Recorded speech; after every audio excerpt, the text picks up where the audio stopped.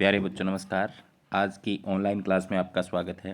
प्यारे बच्चों, आज हम कक्षा 7 विषय सामाजिक विज्ञान वर्कबुक के अंदर पुस्तक हमारा पर्यावरण में अध्याय 7 मानवीय पर्यावरण बस्तियां परिवहन एवं संचार के प्रश्नोत्तर हल करने वाले हैं। तो जो बच्चे चैनल पर नए हैं या जिन बच्चों ने अभी तक चैनल को सब्सक्राइब नहीं किया हुआ है, सब्सक्राइब कर लें, लाइक कर दें, अपने साथियों को शेयर कर दें। तो शुरू करते हैं आज की क्लास में। क्रियाकलाप 1। आओ बच्चों, हम टाइम मशीन की सहायता से भ्रमण पर चलें, वह भी हजारों साल पहले के जंगलों में। देखें और लिखें इस जंगल में क्या हो रहा है। चित्र में दिखाई दे रहे व्यक्ति क्या कर रहे हैं? तो प्यारे बच्चों, चित्र में दिखाई दे रहे व्यक्तियों में से सभी जंगली जानवरों का शिकार कर रहे हैं। चित्र में दिखाई दे रहे व्यक्ति क्या कर रहे हैं? तो यहाँ पर पक्षियों को पकड़ रहे हैं और फलों को तोड़ रहे हैं। दूसरे चित्र के अंदर, इस युग में जब भोजन के लिए जगह जगह घूमना पड़ता था, तब बताइए इन लोगों के निवास किस प्रकार के होते थे, स्थायी या अस्थायी? तो प्यारे बच्चों, ये कैसे होते थे? अस्थायी आवास होते थे। क्रियाकलाप 2 में, आओ फिर टाइम मशीन की सहायता से हम चलते हैं आज से 200 साल पहले। 200 साल पहले के इस चित्र को देखो और बताओ, चित्र में दिखाई दे रहे व्यक्ति क्या कर रहे हैं? चित्र में दिखाई दे रहे व्यक्तियों में से एक खेत जोत रहा है, दूसरा व्यक्ति खाना पका रहा है, तीसरा अपने कच्चे मकान के आगे खड़ा है। इन लोगों के निवास स्थान किस प्रकार के थे? स्थायी या अस्थायी, कच्चे या पक्के? अस्थायी व कच्चे थे। इन लोगों के निवास स्थायी क्यों?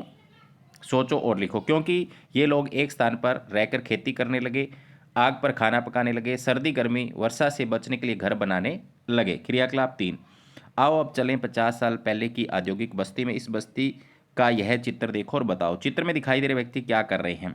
चित्र में दिखाई दे रहे व्यक्ति एक फैक्ट्री कारखाना में कपड़ा बना रहे हैं, कपड़े की जांच कर पैकिंग कर रहे हैं। आगे है क्रियाकलाप 4। अब फिर अपने युग में लौट आओ, आज के समय में जिसमें आप हो। अपने साथियों से चर्चा करो, तुमने क्या देखा? 3 क्रियाकलापों में अंतर। मानव के कार्य, पहले मानव शिकार करके भोजन प्राप्त करता था, दूसरे में मानव ने खेती पर अपना पालन पोषण करने लगा, तीसरा में मानव कंपनी में काम करके अपने परिवार का पेट पालने लगा। मानव के आवास, पहले मानव घुमंतु था, वह एक जगह पर नहीं रहता था, बाद में वो कच्चे मकान बनाकर रहने लगा, इसके बाद पक्के मकान बनाकर उसमें रहने लगा। मानव विकास के इन 3 चरणों में मानव कै चलवासी जीवन व्यतीत करता था और प्रकृति पर निर्भर रहता था। दूसरा है कृषि क्षेत्र में स्थायी रूप से बसने लगा, खेती करने लगा। तीसरा है ज्ञान के विकास के साथ उद्योगों की स्थापना की एवं प्रकृति को अपनी आवश्यकता अनुरूप परिवर्तित करने लगा। अपने गांव का अवलोकन करो एवं ऐसे उदाहरण दो जिनसे स्पष्ट हो कि मानव ने अपनी आवश्यकता के अनुसार प्रकृति में परिवर्तन किया। अध्यापक या परिवार के बुजुर्ग सदस्य से पूछकर। पहले गांव में कच्चे मकान थे, धीरे धीरे सभी ने पक्के मकान बना लिए।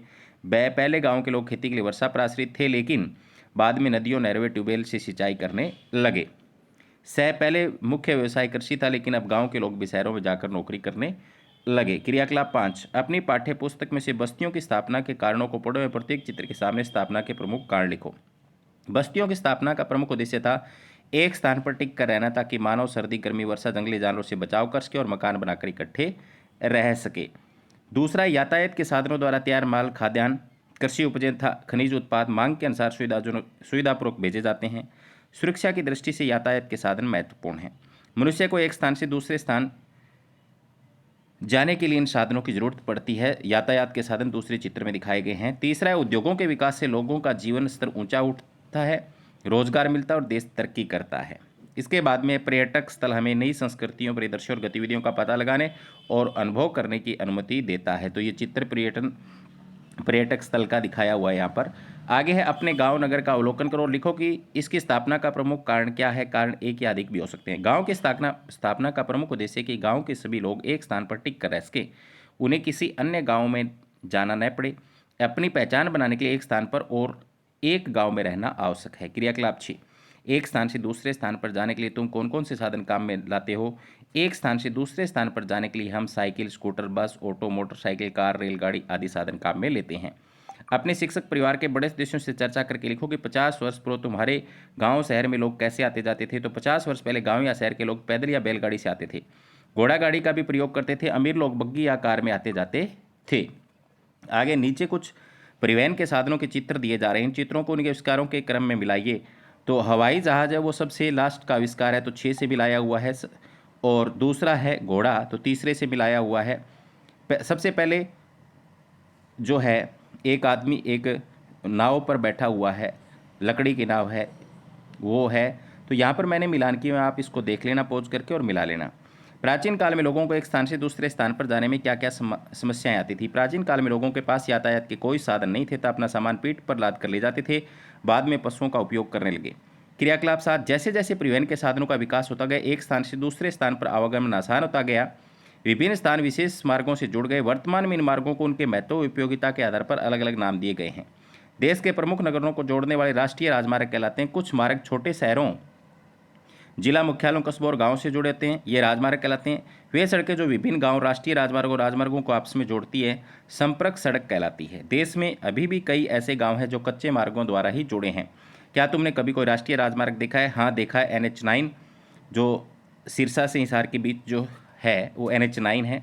राष्ट्रीय राजमार्ग पर क्या क्या सुविधाएं पाई जाती है, चर्चा करके लिखो। राष्ट्रीय राजमार्ग आधुनिक सुविधाओं से युक्त होते हैं, जिनमें access ramp, grade separation, land divider और एलिवेटेड सेक्शन जैसी आधुनिक सुविधाएं होती है। राष्ट्रीय राजमार्ग पर कौन कौन से वाहन चलते हैं? भारी वाहन, ट्रक, डंपर, बस, कार इत्यादि। आपके क्षेत्र में महत्वपूर्ण शहरों तक पहुंचने के लिए इस प्रकार के मार्ग हैं, तो पक्की सड़कें बनी हुई हैं।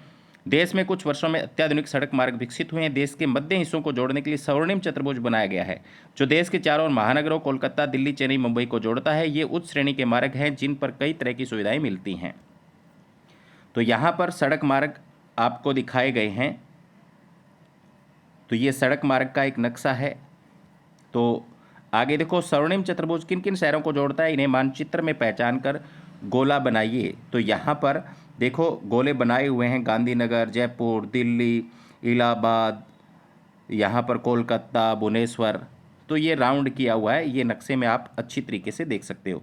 हरियाणा में स्वर्णिम चतुर्भुज किन किन जिलों से होकर गुजरता है? तो अंबाला और पानीपत से गुजरता है हरियाणा के अंदर। तो ये इस मार्ग को स्वर्णिम चतुर्भुज क्यों कहा जाता है, सोच कर लिखिए। इस मार्ग को स्वर्णिम चतुर्भुज इसलिए कहा जाता है क्योंकि यह 4 महाराज्यों दिल्ली, मुंबई, कलकत्ता, चेन्नई को जोड़ता है। आधुनिक सड़क मार्गों में उत्तर दक्षिण गलियारा और पूर्व पश्चिम गलियारा भी है। उत्तर दक्षिण गलियारा उत्तर के शहर श्रीनगर से होता हुआ दक्षिण में कन्याकुमारी तक है, एवं पूर्व पश्चिम गलियारा पूर्व से सिलचर से होता हुआ पोरबंदर तक है। ये उच्च श्रेणी के मार्गों में से एक है, जिन पर अनेक सुविधाएं प्राप्त होती है। मानचित्र 7.2 में उत्तर दक्षिण एवं पूर्व पश्चिम गलियारा दर्शाया गया है। इसे देखकर प्रश्नों के उत्तर दीजिए। मानचित्र 7.2 पर उत्तर दक्षिण गलियारा जिस शहर से शुरू किया गया, जिस शहर पर खत्म होता है उन पर घेरा बनाइए। तो जम्मू कश्मीर से कन्याकुमारी तक है। और मानचित्र 7.2 पर पूर्व पश्चिम गलियारा जिस शहर से शुरू किया, जिस शहर पर खत्म होता है उन पर घेरा बनाए, तो पोरबंदर से सिलचर तक आपको बनाना है। इसके बाद में आगे है भारत की सड़क मार्गें। तो यहाँ पर श्रीनगर से कन्याकुमारी तक दिखाई गई है और इधर पोरबंदर से सिलचर तक दिखाई गई है, जो हमने बनाई है।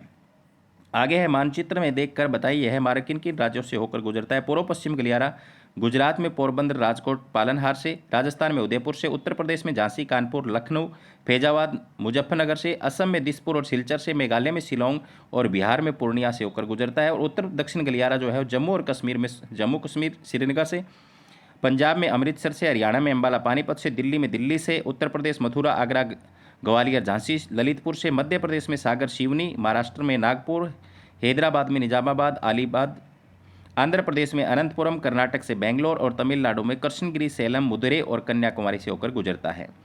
प्रश्न नंबर 4 ए है, उच्च श्रेणी के राजमार्ग जैसे स्वर्णिम चतुर्भुज एवं दोनों गलियारों के बनने से इनमें से जुड़ने वाले शहरों में क्या क्या लाभ हुए होंगे? परिवहन एक बेहद महत्वपूर्ण भाग है। दूसरा, शहरों का चौमुखी विकास। तीसरा, आने जाने के में समय की बचत। उच्च श्रेणी के राजमार्गों पर स्थित गाँव में इन राजमार्गों के कारण क्या बदलाव हुए होंगे? उच्च श्रेणी के राजमार्गों पर स्थित गाँव में इन राजमार्गों के कारण उनका जीवन स्तर ऊंचा उठ गया, एक नई पहचान मिल गई, लोगों के लिए एक स्थान से दूसरे स्थान तक जाना आसान हो गया, गांव तक सारी सुविधाएं पहुंचने लगी। इसके बाद में आगे है, नीचे दिए गए मानचित्र में क्या बताया गया है? तो रेल मार्गों के बारे में बताया गया इस मानचित्र के अंदर। आगे है, यह रेल मार्ग कौन से राज्य से प्रारंभ होकर कौन से राज्य में खत्म हो रहा है? तो आप इसको देखोगे तो यह रेल मार्ग जम्मू कश्मीर से लेकर कन्याकुमारी तक जाकर समाप्त होता है। मानचित्र में देखकर बताएं, जम्मू से कन्याकुमारी के बीच कौन कौन से मुख्य रेलवे स्टेशन आते हैं? तो स्टेशन का नाम जम्मू जम्मू कश्मीर के अंदर, अमृतसर पंजाब के अंदर, धुरी पंजाब के अंदर, रोहतक हरियाणा के अंदर, दिल्ली दिल्ली के अंदर, आगरा झांसी उत्तर प्रदेश के अंदर आते हैं, भोपाल भोपाल के अंदर आता है, नागपुर महाराष्ट्र में है और बेंगलोर कर्नाटक के अंदर आता है, कन्याकुमारी तमिलनाडु के अंदर आता है। जम्मू से कन्याकुमारी तक का यह रेल मार्ग भारत के सबसे लंबे रेल मार्गों में से है, जो 3,726 किलोमीटर लंबा है। रेलगाड़ी में जम्मू से यहाँ तक पहुँचने के लिए 4 दिन लगते हैं।